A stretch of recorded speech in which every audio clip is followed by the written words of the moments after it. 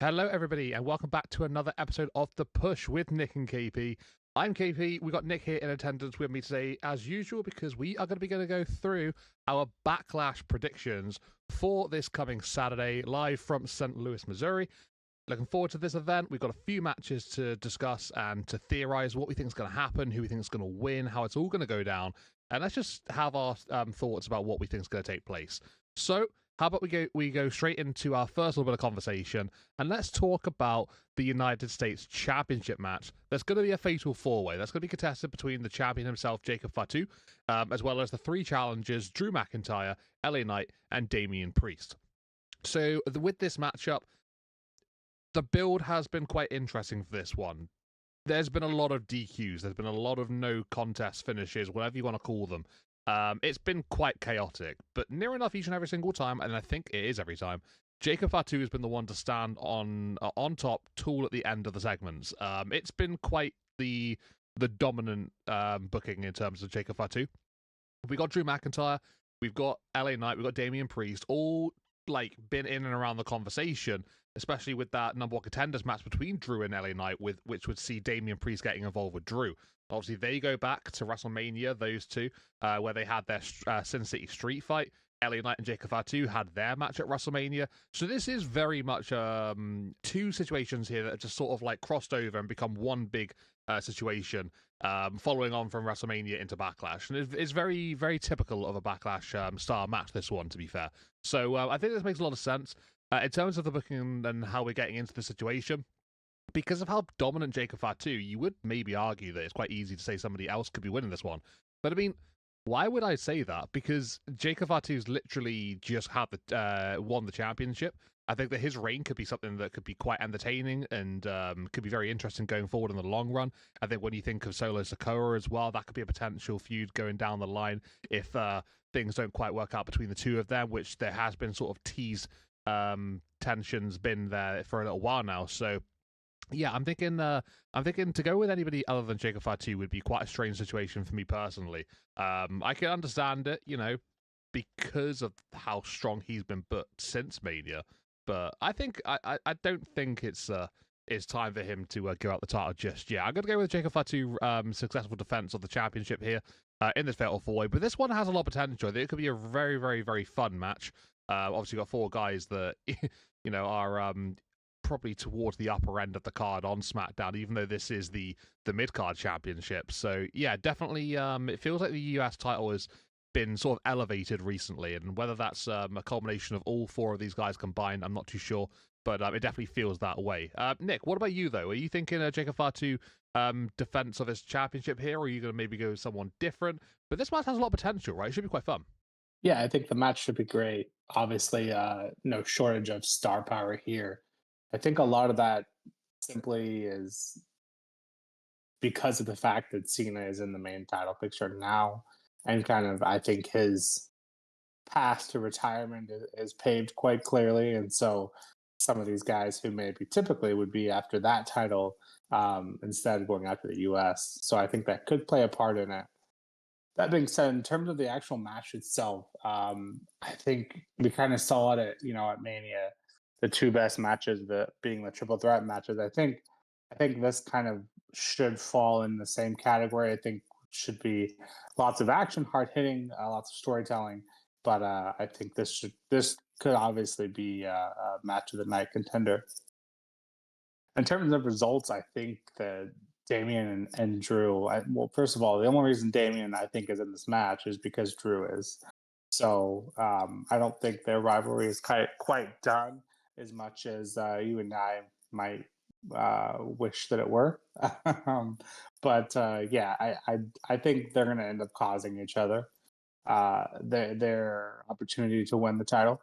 And LA Knight, kind of the same thing I said at Mania. Sorry, but Jacob is just that guy right now. So to have him lose a title at this point, and with this momentum, would just and I've said this before too. The only way I think Jacob losing that title is because Solo causes him to do so when we start that rivalry. But I think that's way too early to do so. So yeah, I also pick Jacob to retain here.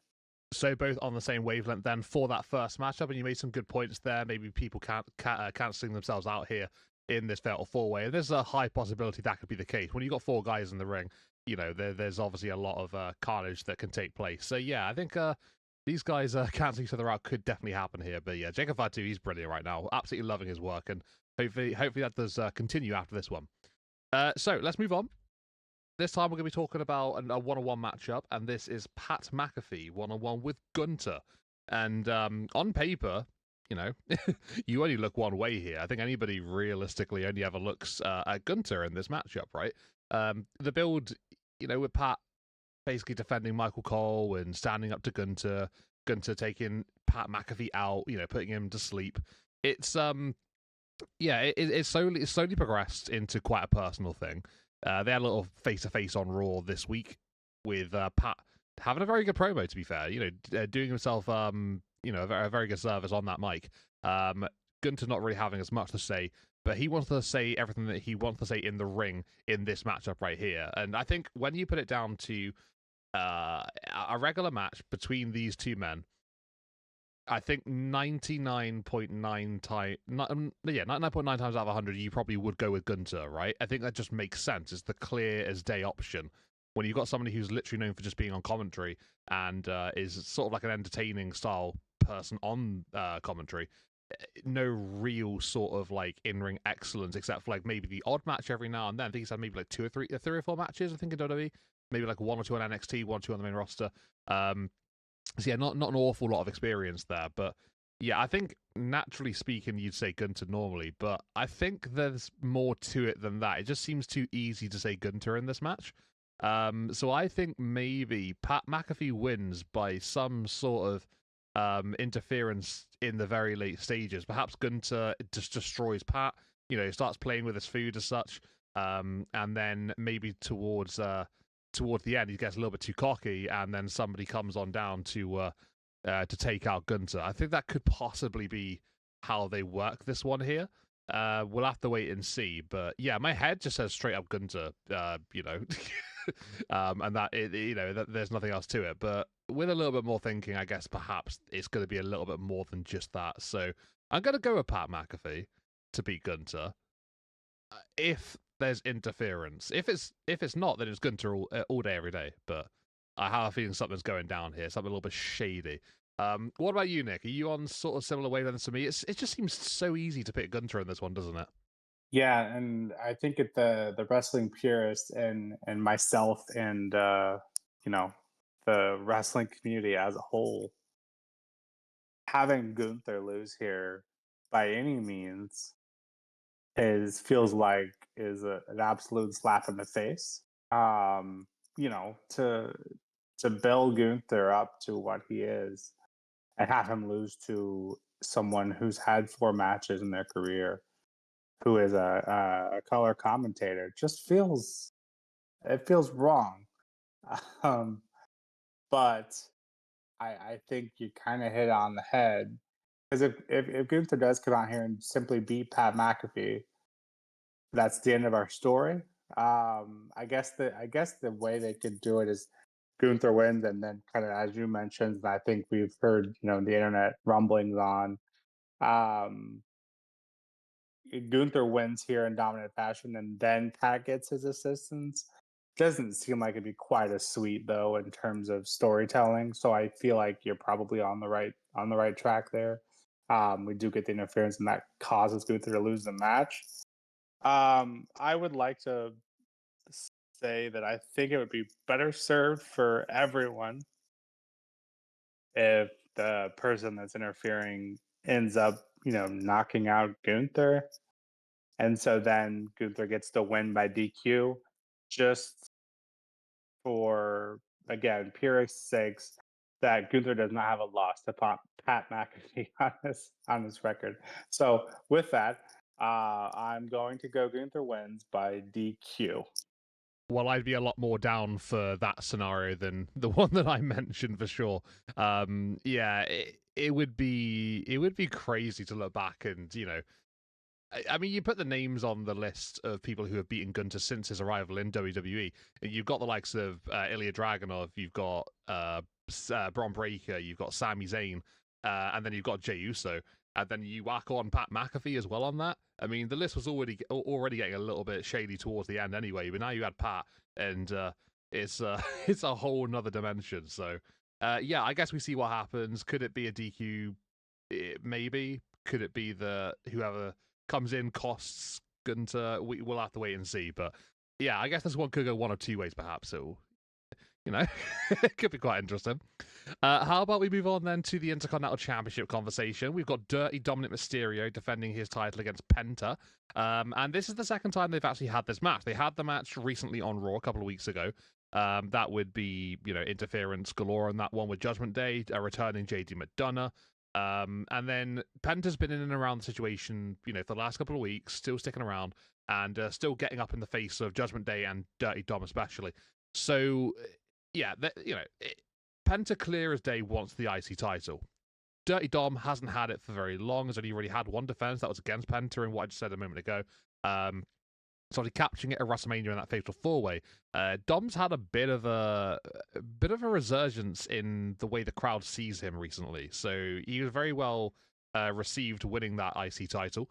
And since then has actually, been received pretty well in the crowds as well after that. So there was a couple of questions. Maybe it was just the Vegas crowd, but it seems like it wasn't because he's been received a lot better since then anyway, on the same sort of wavelength. So yeah, I think it's been quite interesting the way that they sort of like turned Dom on a dime here.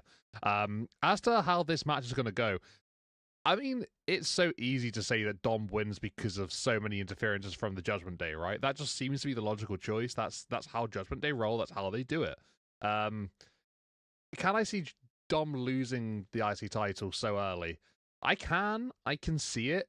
I wouldn't want it to happen, but I can see it taking place. I mean, Penta's been great since coming into WWE as well. So I think, putting the IC title on him, it wouldn't be a terrible decision. It wouldn't be bad at all. And if anything, his stock is just continuing to rise and rise and rise every single week. He just seems to be so popular. One of the most over guys really on the roster at the moment. So yeah, I can't really see putting a title on him being a bad call.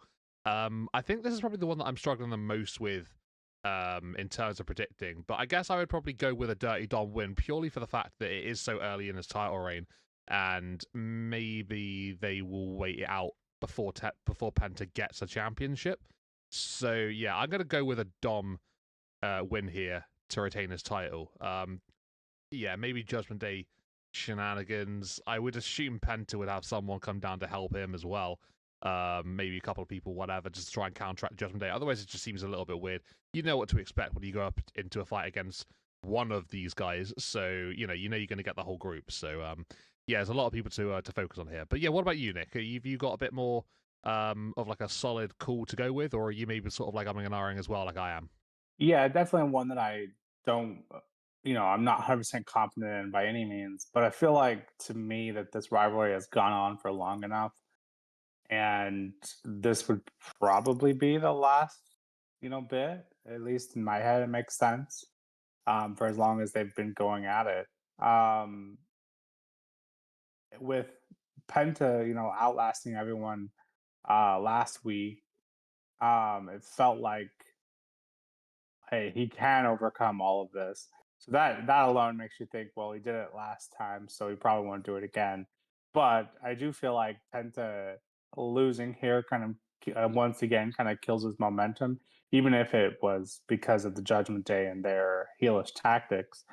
But I think the bigger deciding factor for me is that the fact that the Judgment Day and this teasing of being broken up, it seems to have once again kind of been put on hold, even after Mania, where it seemed super obvious that that was the end. Like on Monday, we were going to see them break up, and now we're just kind of fends back to he's teasing Dom that he's not okay with what's going on, but then he is. It's very confusing, and we've said it once, we've said it 100 times. We want to see the end. We want to see the breakup of this faction. Um, And so I think I do personally think now is the time. I think this is the time to give Penta gold. As you mentioned, he's been one of the most over guys since coming to WWE, and you know, I don't think Dom losing here because of the breakup of Judgment Day is really a big deal for him at all in the grand scheme of things. So I am going to go with Penta winning the IC title here. Honestly, that's completely fair. Yeah, like I say, I'm not really confident on this one. I think if I have to say right now, I'd go with Dom. But yeah, I really can see it going either way in this one. So this is going to be interesting for sure. I'm definitely excited to see how this one turns out in the end. I wouldn't mind Penta winning the IC title, so I'd be down with that. I guess let's just strap in and see what happens, right? So, moving on, let's talk about the one and only women's match on the card. We have got Lara Valkyria defending her Women's Intercontinental Championship against Becky Lynch. This has been very personal in the last couple of weeks, and I think Becky, I mentioned on this on the Raw recaps that we've been doing. Becky's been bringing out the best in Lara Valkyria. I think that we've seen a different side of Lara recently, and it's just made this whole situation so much better ever since Becky did the turn. I wasn't really too happy about the way they did it, but ever since then, I've sort of been a lot more lasered and focused on how this is progressing because of what these two are sort of like doing with each other, and they're just bouncing off one another. It's been great so far. Yeah, they brought out like a more intense side of one another, which has been great. In terms of the way this match could go, I mean, there are a couple of avenues we can go down here. So you could go down the path of Becky beating Lyra. She's the more experienced. She's out for revenge because of everything that's happened in the past with her and the NXT title. And situations like that. She says that she's made Lyra. Lyra says she's made herself, and there's sort of like a big ego trip going on here. So I think Becky winning would make sense in terms of coming back, costing Lyra the tag titles as well as herself, and then taking the women's IC title off her as well. So it's like, I built you up. You're now 2 titles, and now I'm taking both of them from you. Obviously, she didn't take the women's tag titles, but she moved them along to Liv and Raquel back to them. So I guess there's logic in that. Lyra defeating Becky does also make sense because I think, when you look back on that NXT championship win that Lyra had over Becky, that was huge at the time. And I think this would be just like, huge for the same reasons on the main roster as well. But I think you've also got a little bit of Bayley to consider in this one, because if Bayley is going to be present and active and around in this conversation, then she's naturally going to cost Becky Lynch the matchup here, which would just hand the title back to Lyra. So, yeah, I can see it going either way. I think Becky is, on paper, probably the favorite to win this one, but because of the history and everything that's built up to this, Bayley coming back, costing Becky the win, that just seems to make more sense to me.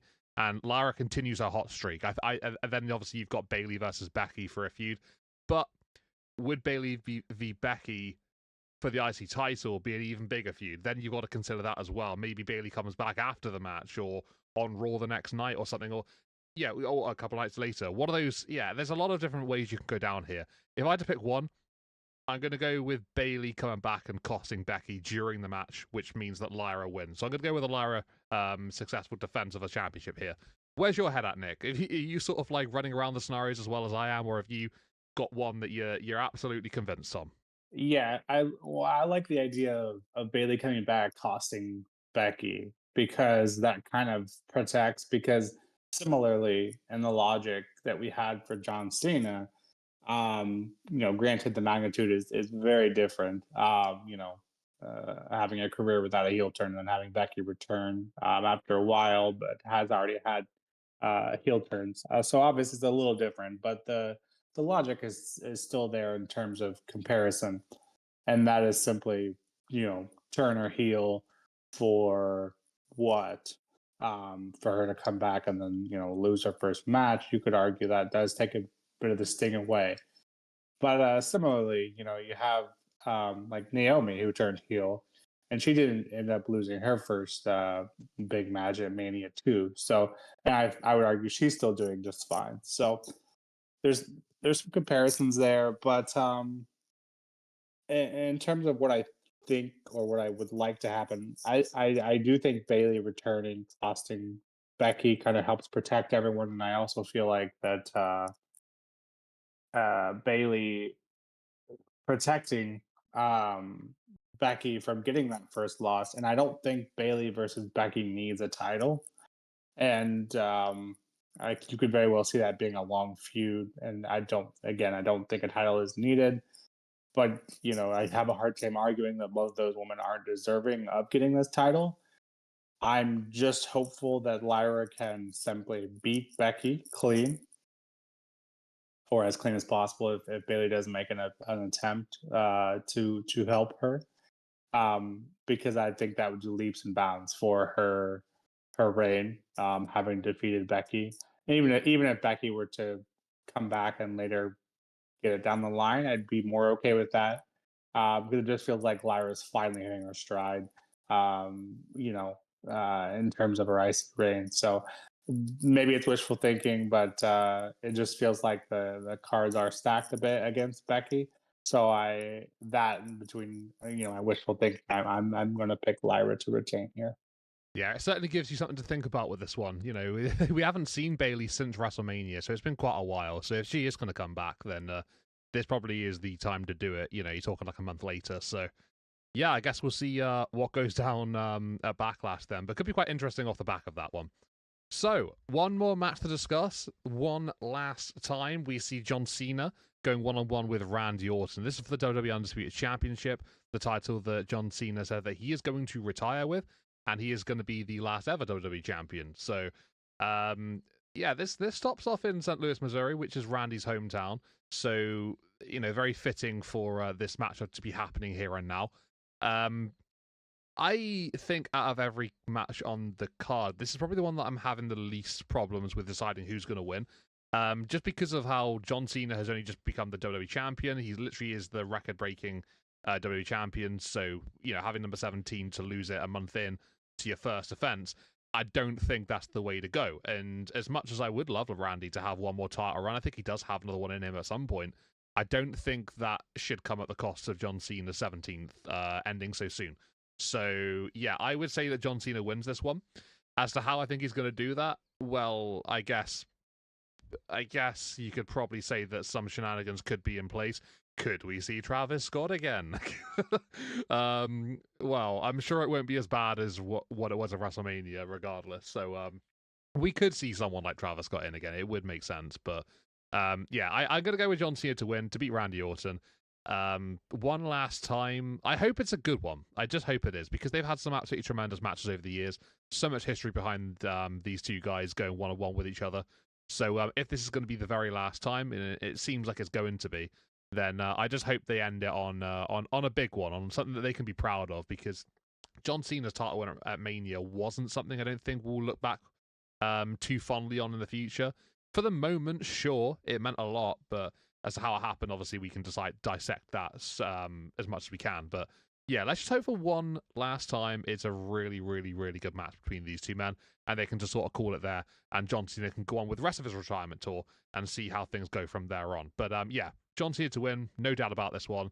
He's just match to call on the card for myself. What about you, Nick, though? Is it as easy for you as it is for me? One last time, Cena around the autumn. Yeah, Cena being in Randy Orton's hometown as a new heel, having won his record title, yeah, it all is certainly playing into Cena's favor. I think they will hype it up quite a bit, and main event feels for both of these guys, and two of the best at what they do, or at least so we're told. So yeah, I because Cena's a heel and the way he's operating now, I think he will get some sort of interference, and I think that will cause Randy to lose. Just don't know who, and I really hope it's not Travis Scott again. I hope they learn their lesson on that one. But I don't know who else it could be, if I'm being honest. So I think the elephant in the room would probably be The Rock. But it feels like we've kind of messed that up quite a bit already. So I don't know if that would fix that wound or not. Um, So I'm not sure. Not not being bitter about the whole situation still a little bit. I'm sure that's relatively obvious. But yeah, I'm hopeful. Like you said, I'm hopeful that the match is good, and as the main event, hopefully will be. I just hope they do something a little different, and it's not so cut and dry. And I appreciate the old school heel tactic that John is trying. Um, I just don't see Cena just beating him clean. In terms of I wrestled better than you did on that night. Just typically not how WWE does heels, anyways. But especially on this, being in front of his hometown, I think they're gonna grab that opportunity to get that nuclear heat, if you will. So yeah. Don't know exactly how it's gonna happen, but I like you. I would say this is probably my most confident answer, and I have seen it retaining as well. Yeah, the heat could be quite something in this one. The scene is set, Cena's ready, and Randy. I feel like he's got everything against him here in this one. But it's like I said, I'm just really hopeful that it's a good one for these two to end on because we look back so fondly on these two having such a great feud over the years. So yeah, one last time, hope is hope it's good, hope it lives up to what it could be. So, everybody, that's basically everything regarding Backlash for this weekend. All the matches discussed and dissected, what we think about each one, who we think is going to win. What about you, though? What do you think? If you disagree with anything that we've said, please let us know in the comments. Maybe you think some other people are going to win. Maybe you've got some other theories that you want to pass on to us. And we'd definitely be keen to hear those from you. Let us know what you think of this video as well by liking the video and subscribing to our channel. Keeping up with future content coming up soon. So we got like WWE recaps coming up very, very soon with SmackDown this weekend, as well as obviously Backlash reactions as well once this event has taken place. So yeah, content coming up all the time, and when these big events come up, we got even more coming up. So it's always great to be around. But thank you very much for everybody for tuning on into The Push with Nick and KP, and we'll see you all in the next one. This has been The Push from Nick and KP, and we'll see you all next time. Cheers, guys, and goodbye.